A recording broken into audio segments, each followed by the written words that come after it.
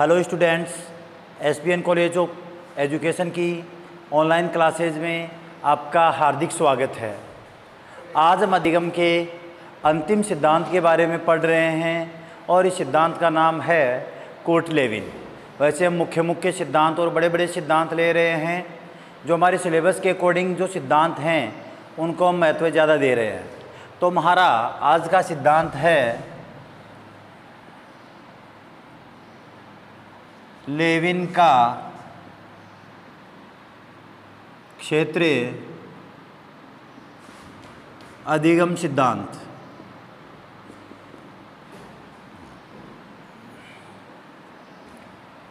इस कोर्ट-लेविन या हम लेविन की बात करें तो इसकी चर्चा हमने गेस्टाल्टवादियों के साथ भी की थी। गेस्टाल्टवादियों की जब हमने चर्चा की थी तो उसमें कहा था कि गेस्टाल्टवादियों में 4 मनोवैज्ञानिक शामिल होते हैं। पहला कोहलर, कोपका, वर्दीमर और कोर्ट-लेविन। चौथा कोर्ट-लेविन था। लेकिन गेस्टाल्टवादियों की जो थ्योरी 1920 में दी गई थी, उस थ्योरी में 3 मनोवैज्ञानिकों का मुख्य नाम आता है, कोहलर, कोपका व वर्दीमर। लेकिन ये कोर्ट-लेविन है, ये शुरुआती दौर में तो उनके समर्थन में था, लेकिन ये बाद में उनसे हटकर 1917 में अपना ये सिद्धांत प्रस्तुत करता है। उनसे पहले ही अपना सिद्धांत प्रस्तुत कर देता है। वे भी जर्मनी के थे और कोर्ट-लेविन भी जर्मनी का ही है। उनकी विचारधारा ये थी कि जब व्यक्ति संपूर्ण परिस्थितियों को या संपूर्ण क्षेत्र को समझ जाता है तब उससे संबंधित कुछ विचारधाराएं प्रस्तुत कर सकता है। जहाँ कार्य करता है उस संपूर्ण समस्या को समझने के बाद ही व्यक्ति के मस्तिष्क में उस कार्य से संबंधित कुछ विचारधाराएं आती हैं। लेकिन कोर्ट-लेविन महोदय कहते हैं कि नहीं, उस क्षेत्र या उस समस्या से संबंधित विचार पूर्णतः प्रभावित नहीं होते, बल्कि उस समस्या के आसपास का वातावरण कैसा है, वहाँ के संसाधन कैसे हैं, वहाँ का क्षेत्र कैसा है, किस प्रकार से उन कार्य को संपन्न किया जा सकता है, उसी आधार पर व्यक्ति के मस्तिष्क में चिंतन उत्पन्न होता है। ये बात कहने वाले कौन थे? कोर्ट-लेविन। अर्थात कोर्ट-लेविन कहते हैं कि सीखना, कोर्ट-लेविन कहते हैं सीखना या कहें लर्निंग, कुछ मनोवैज्ञानिक इसे बिहेवियर भी कहते हैं। सीखना क्या है? सीखना ऐप है। ऐप का मतलब फील्ड है, क्षेत्र है। ये फील्ड कैसा है? ये फील्ड पर्सन गुणा एनवायरनमेंट। यहाँ पर बात आती है कि ये फील्ड कैसा होगा। तो फील्ड वैसा होगा जिसमें एक व्यक्ति और उसका वातावरण, इन दोनों के मध्य जब अंतःक्रिया होती है तो फील्ड का निर्माण होता है। लेकिन यहाँ ये जो व्यक्ति है ये जैविक मानव नहीं है। कैसा मानव नहीं? जैविक मानव नहीं, बल्कि एक प्रकार से मनोवैज्ञानिक मानव है। वातावरण भी भौतिक वातावरण नहीं, बल्कि एक प्रकार से मनोवैज्ञानिक वातावरण है। एक बने बनाए वातावरण के अंतर्गत एक व्यक्ति और वातावरण दोनों के मध्य जब अंतःक्रिया होती है तो कार्य से संबंधित एक क्षेत्र का निर्माण होता है। जिस कार्य को हम सीख रहे हैं उससे संबंधित एक क्षेत्र का निर्माण होता है और उसी के अनुसार व्यक्ति कार्य को सीखता है। तो सीखना फील्ड, और फील्ड क्या है? P गुणा E। P का मतलब मनोवैज्ञानिक व्यक्ति और E का मतलब मनोवैज्ञानिक वातावरण। अब यहाँ बात आती है कि इस चीज़ से संबंधित ही इस सिद्धांत का नाम क्षेत्र अधिगम सिद्धांत पड़ा है। इसका हाल ही में जब 2016 में एग्जाम आई थी, 18 में, तो उसमें लिखा हुआ था क्षेत्र अधिगम फील्ड थ्योरी किसने दी थी? तो फील्ड थ्योरी किसकी थी? कोर्ट-लेविन की थी। Field learning theory.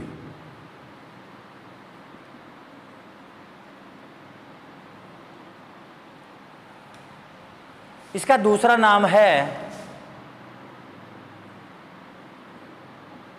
Vectors theory, यानी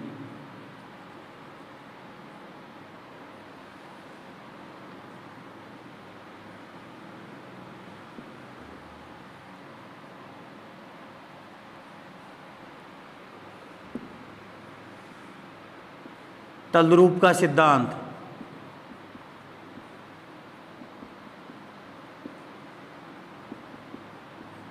या कहें टोपोलॉजी थ्योरी। अब हमने बात की थी कि इसके मुख्य रूप से 3 नाम हैं। वैसे तो इसी सिद्धांत को संज्ञानात्मक क्षेत्र दिगम का सिद्धांत भी कहा जाता है। किसका? संज्ञानात्मक क्षेत्र दिगम का सिद्धांत या क्षेत्र दिगम का सिद्धांत भी इसे कहा जाता है। लेकिन उनके मुख्य रूप से 2 नाम और आते हैं, वेक्टर थ्योरी और तलरूप का सिद्धांत। चलो वेक्टर थ्योरी क्या होती है इसकी भी बात करते हैं और इसकी भी बात हमने की है। अब यहाँ मैं थोड़ी बात इस पर वापस आता हूँ और बताता हूँ कि जो फील्ड है उस फील्ड से संबंधित व्यक्ति के मस्तिष्क में संज्ञान क्यों उत्पन्न होगा। तो ये कहते हैं कि उस फील्ड को व्यक्ति समझेगा, एक मनोवैज्ञानिक वातावरण के अंतर्गत उस फील्ड में व्यक्ति कार्य करेगा, एक विशेष प्रकार की परिस्थितियाँ उत्पन्न करेगा। विशेष प्रकार की परिस्थितियाँ उत्पन्न विद्यालय जीवन में बहुत ज़्यादा की जाती हैं। विद्यालय में जब शिक्षक पढ़ाता रहता है तो वह छात्रों को उस कार्य के लिए मोटिवेट करता है, छात्रों को उस कार्य के लिए क्या करता है? मोटिवेट करता है। और फिर जाके छात्र की उस कार्य में रुचि उत्पन्न होती है और रुचि उत्पन्न होने के बाद व्यक्ति अपने अनुसार या शिक्षक अपने अनुसार एक वहाँ की कक्षा के वातावरण का निर्माण करता है। वो वातावरण क्या कहलाता है? एनवायरनमेंट कहलाता है। और बालक की सोच को, उसकी विचारधारा को, उसके दृष्टिकोण को उस टॉपिक पर लाकर एकाग्र बनाता है। तो उस समय वो जो बालक होता है वो मनोवैज्ञानिक बालक होता है। तो वो जब व्यक्ति या कहें कि शिक्षक बालक को कक्षा के वातावरण में अध्ययन करा रहा है तो वह सीखने का क्या कहलाता है? फील्ड कहलाता है। और उसी में अच्छा कैसे क्या किया जा सकता है? सीखा जा सकता है। और सीखना क्या है? व्यवहार में परिवर्तन यानी बिहेवियर। सीखना क्या है? बिहेवियर चेंजिंग, व्यवहार में परिवर्तन होता है। अब ये व्यवहार कई प्रकार की स्थितियों पर आधारित होता है। कैसे कैसे व्यवहार बनता है? जैसे तो पहले बात करते हैं वेक्टर थ्योरी की, या कहाँ कहाँ तक व्यक्ति का ये व्यवहार जाता है। तो वेक्टर थ्योरी क्या कहती है कि जीवन के विभिन्न प्रकार के लक्ष्य या वातावरण में उपस्थित व्यक्ति के सामने विभिन्न प्रकार के उद्दीपक, वातावरण में उपस्थित व्यक्ति के सामने विभिन्न प्रकार के उद्दीपक जो हमें कार्य के लिए आकर्षित करते हैं या प्रतिकर्षित करते हैं। जैसे हमारी बीएड, प्री बीएड चल रही है या डीएलईडी चल रही है कि एग्ज़ाम, प्री डीएलईडी की या बीएसटीसी की एग्ज़ाम चल रही है। तो कुछ लोग उसकी ओर आकर्षित होकर पूरी जी जान लगा के तैयारी करके आते हैं और उसमें मेहनत करके पास होते हैं। और कुछ लोग उन्हें बड़े ही ईजी वे लेते हैं, पास होंगे तो कर लेंगे या नहीं करेंगे। लेकिन कुछ लोगों ने तो वहाँ तक फार्म भी नहीं भरा। क्यों नहीं भरा? क्योंकि वह उद्दीपक या वह उद्देश्य उन लोगों को क्या कर रहा है? प्रतिकर्षित कर रहा है। उनमें उस लक्ष्य के प्रति नकारात्मक विचारधारा को उन्होंने डाला है। बल्कि कुछ उद्देश्य व्यक्ति को आकर्षित करते हैं। कुछ लोग पूरी मेहनत करके प्री बीएड भी करते हैं, मेहनत पूरी करके बीएड क्लियर भी कर लेते हैं, मैंने एग्ज़ाम देके उसके बाद में टेस्ट की तैयारी भी करते हैं। क्यों करते हैं? क्योंकि शिक्षक भर्ती या शिक्षक का सपना उनका पॉजिटिव है। उनमें एक प्रकार से उनका उद्देश्य या लक्ष्य उन्हें पॉजिटिव विचारधारा की ओर आकर्षित करता है। वही क्या कहलाता है? वेक्टर्स कहलाता है। अर्थात वातावरण में उपस्थित एक ऐसा उद्दीपक जो व्यक्ति को कार्य के लिए आकर्षित करता है और प्रतिकर्षित करता है। वह थ्योरी कौन सी थ्योरी कहलाती है? वेक्टर्स थ्योरी कहलाती है। इसके बाद में हम बात करें तलरूप का सिद्धांत। तलरूप का मतलब होता है टोपोलॉजी। टोपोलॉजी ये कहती है, ये वैसे तो गणित से लिया गया एक शब्द माना गया है या लिया गया है, जिसमें हम कहें आकृति के रूप में किसी व्यक्ति की विचारधारा को टोपोलॉजी थ्योरी में प्रस्तुत किया जाता है। अर्थात एक डायग्राम के रूप में व्यक्ति की विचारधारा को प्रस्तुत किया जाता है। किसमें? टोपोलॉजी थ्योरी में। टोपोलॉजी थ्योरी कहती है, टोपोलॉजी थ्योरी क्या कहती है कि वातावरण में उपस्थित विभिन्न प्रकार की कार्य जिनको या वातावरण में उपस्थित विभिन्न प्रकार के उद्देश्यों को व्यक्ति प्राप्त करना चाहता है, लेकिन वह अपने जीवन से संबंधित विभिन्न प्रकार की कठिनाइयों का सामना करते हुए उनके मूल तत्व से न हटकर उस उद्देश्य को प्राप्त कर लेता है। वही क्या कहलाती है? तलरूप का सिद्धांत। यानी मूलभूत या मूलभूत आधार रूप से उस विषय वस्तु से हटता नहीं है, बल्कि कोई ऐसा तरीका निकालता है जिससे उस कार्य को संपन्न किया जा सके। जैसे एक शादीशुदा महिला है, वो तैयारी करना चाहती है, पढ़ना चाहती है, तो वो घर का काम भी नहीं छोड़े, बल्कि घर के कार्य को इस रूप से मैनेज करे कि सारे घर वाले मिलकर उस कार्य को आसानी से कर ले और उसे समय मिल जाए जिस उस समय का वह पढ़ाई में उपयोग करके गवर्नमेंट जॉब प्राप्त कर सकती है। तो उसने कार्य को नहीं छोड़ा, मूलभूत आधार रूप में कार्य से दूर नहीं गई, बल्कि उस कार्य से जुड़कर अपनी समस्या का समाधान किया। वही क्या कहलाता है? तद्रूप थ्योरी कहलाती है। क्या कहलाती है? तद्रूप थ्योरी कहलाती है। एक उन्होंने एक शब्द का और बात की है, जीवन दायरा,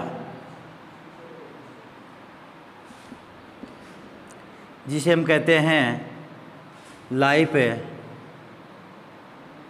स्पेस। हम बात करें जीवन दायरा क्या होता है। बच्चों, यहाँ ध्यान देने की बात यह है कि जहाँ जहाँ तक हमारी पहुँच होती है, जिस क्षेत्र में हमारी पहुँच होती है, वहाँ ही हम उस वातावरण के बारे में सोच सकते हैं। उसी क्षेत्र में हमारा चिंतन है वो अग्रिम रूप से आगे बढ़ता है।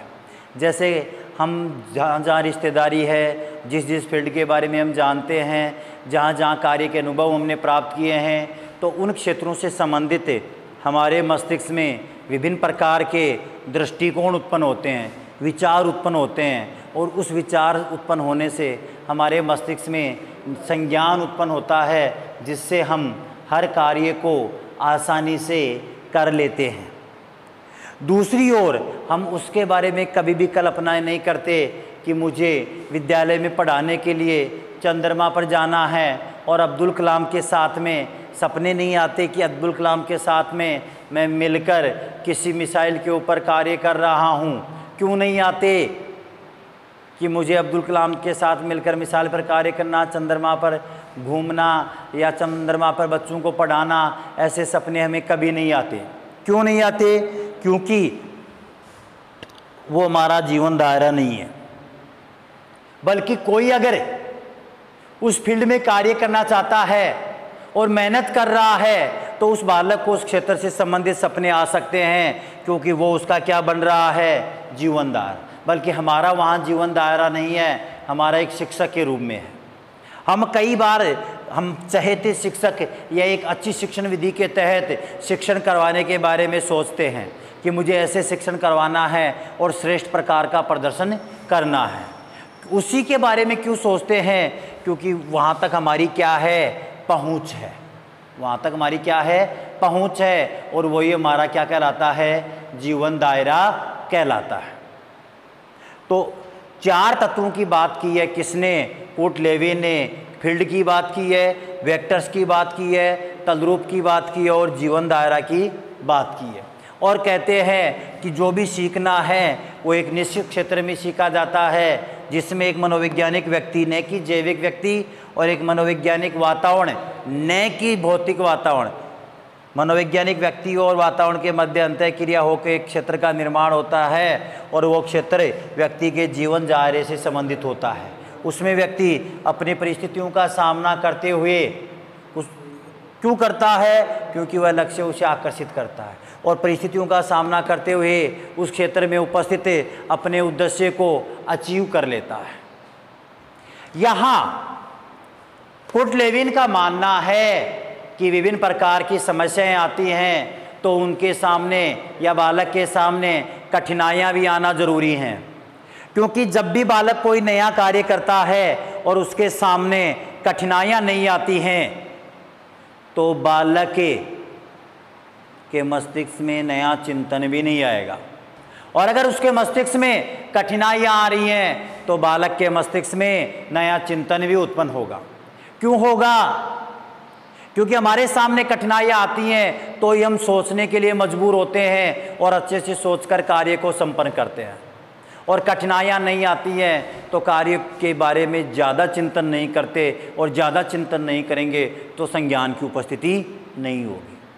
तो कूट लेविन अपने सिद्धांत में कठिनाइयों को अधिक महत्व देते हैं। अपने सिद्धांत में कठिनाइयों को अधिक महत्व देते हैं। जो भी वो कार्य करते हैं उसके लिए यही माना जाता है कि कठिनाइयों को सर्वाधिक रूप से महत्व दिया जाना चाहिए। ये कहते हैं कि शिक्षक बालकों के लिए विद्यालय जीवन में एक ऐसा वातावरण उपस्थित करें जिससे बालक स्वयं अध्ययन करे, स्वयं समस्याओं को खोजे और स्वयं अध्ययन करे, ताकि बालक ज़्यादा से ज़्यादा क्रियाओं को सीख सकता है, ज़्यादा से ज़्यादा क्या कर सकता है, सीख सकता है। और इनका मानना है कि बालक की समझ पर अधिक जोर दिया जाना चाहिए, क्योंकि बालक स्वयं कार्य करेगा। सेल्फ स्टडी के लिए मोटिवेट किया जाए और एक ऐसा वातावरण तैयार किया जाए उसकी हर समस्या का समाधान उसके इर्द गिर्द हो। बल्कि बताने के लिए कोर्ट लेविन मना करता है कि आप चारों ओर उसे सारे संसाधन उपलब्ध करवाइए, चारों ओर सारे संसाधन उपलब्ध करवाइए, लेकिन खुद उसे खोजने दीजिए, खुद वहाँ पर एक वातावरण बनाने दीजिए, खुद को वहाँ पर कार्य करने दीजिए, ताकि बालक सारी समस्याओं का आसानी से समाधान कर सकता है। ये विचारधारा किसकी है? कोर्ट लेविन की। अब यहाँ प्रश्न कैसे बनते हैं? सीधा प्रश्न बनता है कोर्ट लेविन संबंधित है, गेस्टाल्टवादियों से संबंधित है। लेकिन अगर प्रश्न आता है निम्न में से कौन गेस्टाल्टवादी नहीं है, और चार ऑप्शन ये आ गए आपके सामने, कोलर, कोपका, वर्दीमर और कूट लेविन, तो उस समय कूट लेविन गेस्टाल्टवादियों की विचारधारा से 1917 में अलग हो गया था, बल्कि पहले था। क्षेत्र अधिगम का सिद्धांत किसने दिया? कूट लेविन ने। फील्ड थ्योरी किसकी है? कूट लेविन की। वेक्टर थ्योरी किसकी है? कूट लेविन की। तद्रूप का सिद्धांत किसने दिया? कूट लेविन ने। कूट लेविन के क्षेत्र अधिगम के सिद्धांत में कौन सा सूत्र दिया?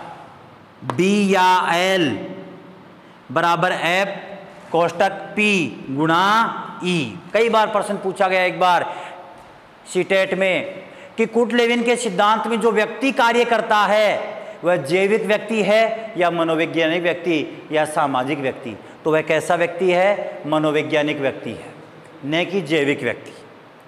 जीवन धारा या लाइफ स्पेस की बात किस मनोवैज्ञानिक ने की? तो वह किसने की? कूट लेविन ने। कौन सा मनोवैज्ञानिक है जो अपने सिद्धांत में सीखने में कठिनाइयों का समर्थन करता है, आसपास के क्षेत्र के अनुसार बालकों के उद्देश्य निर्धारण करने की बात करता है, बालकों को संसाधन उपलब्ध कराने की बात करता है, लेकिन कार्यों को संपन्न करने के लिए बालकों को खुद मोटिवेट करने पर जोर देता है। ये सब करने वाला व्यक्ति एक ही है, कूट लेविन, जो व्यक्ति के जीवन में विभिन्न प्रकार की अभिप्रेरणाओं को उत्पन्न करके उसे सीखने के लिए क्या करता है?